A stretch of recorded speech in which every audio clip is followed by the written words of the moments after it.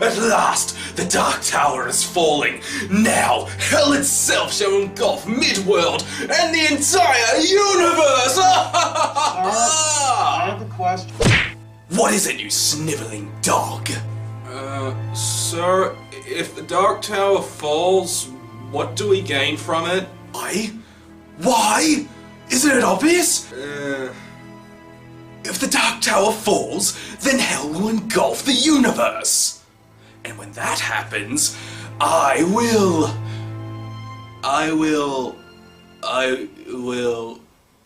something with the Crimson King, oh crap. I did not think this through, did I?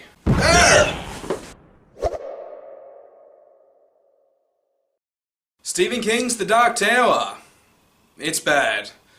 This really is a bad, disappointing film that only a small minority of people are going to be able to enjoy. Now, that being said, I want to get what's good out of the way first, such as the actors. They give great performances, no one is bad here, though I have heard that Idris Elba was miscast as the titular gunslinger, but I've mainly heard that from fans of the book, so I can't comment as I haven't read them. Speaking of which, the movie has now got me interested in the source material. In fact, I've already bought myself a copy of the first book in the Dark Tower series, The Gunslinger, and I'm going to read it as soon as I've hashed out it. And the final climactic fight scene between Walter, the Man in Black, and the Gunslinger is an awesome scene, and so is the shootout scene before it. Though that is the real highlight of this film. But that's where everything good ends, and the rest is just terrible. The movie's biggest sin is that it is boring. I mean, damn!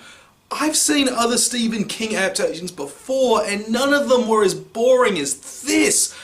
It doesn't... Okay, it's not as boring as 50 Shades of Grey, but it does come, unfortunately, close. Which is rather worrying to me.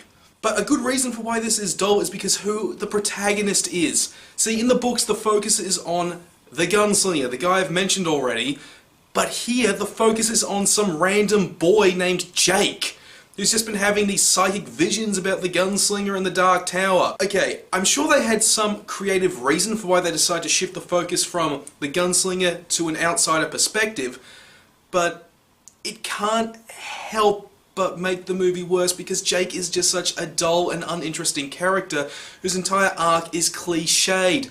In fact, that's another problem with the script. It's full of cliches and well-trodden story tropes. You can easily predict what the hell's going to happen with Jake, with the gunslinger, how they're going to grow as characters, and what is just going to happen. Now, I'll even say this about the script. Overall, it feels like it was actually written in the 80s and was trying to be like the never-ending story, but was just never produced. Then one day Sony Pictures found it and said, yep, let's add some Stephen King to this. And now let's talk about the villain, Walter, the Man in Black. He's one of the least interesting villains I've ever seen. And similar to Jake, this is because of another problem the movie has. It wastes its source material. I want to see more of Midworld. I want to learn more about those mini tornadoes we saw in the desert, why there's sci-fi, far future technology that goes through dimensions, why there's magic. I want to learn more about this place in the tower. So why was it only 90 minutes long, and why did it span roughly 3/5, if not 3/4, of its runtime in frigging New York? We had an interesting world to explore, instead we just wasted in downtown New York so we can have a joke of Idris Elba eating a hot dog. Really, the movie does that. It just wastes everything it could have done for something cool and original. Everything wrong with The Dark Tower can be summarized with this statement. Sony Pictures, they had the film rights to a book series about a gunslinging cowboy chasing down an evil sorcerer through a high fantasy, sci-fi landscape in pursuit of both revenge and duty, and they completely cocked it up. If you're an everyday moviegoer, don't bother with this. Go see something else that's more worth your time. Hell, I bet the new Death Note movie on Netflix is more worth your time than this. If you're a fan of the books, don't see it unless you really, really want to get angry. Well, that's another review done and dusted. Hope you guys enjoyed it, and if you really like it, then don't forget to like, favorite, and subscribe. Now, for the next movie review, I'm going to try to get my review of the new It out. That was fan-friggin-tastic. And also for game reviews, I'm going to take a look at Onochanbara on the PS4. But all that and more coming up, so, as usual, stick around.